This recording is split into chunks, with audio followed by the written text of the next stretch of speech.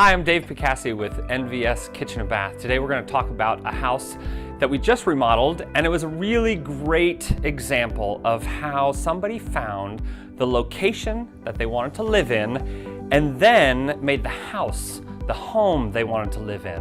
And so what we had is we had a small kitchen and a room behind the kitchen that we couldn't really figure out why it was there. It was just sort of this extra room. And so we had this great thought, hey, what if we take the wall down and we extend the kitchen into that room so that you can gain access to all of this space? Because the client said, I want this kitchen to be large enough so that 10 people can be in the kitchen and not bumping into each other and knocking things over and getting in the way. And the reason she said that is because she has a really big family. And the other side of the coin was, with a really big family, you need a fantastic pantry.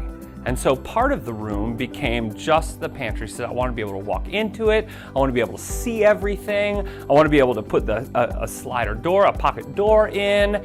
And sure enough, through the design process, we were able to narrow down how we wanted to interact.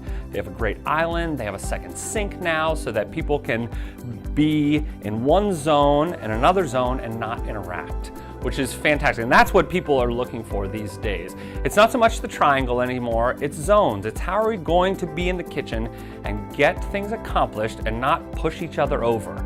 So the end of this story is that the pantry is fantastic. The kitchen can fit the people that they need, and they're able to enjoy when all the kids come home and sit and relax and enjoy each other's company.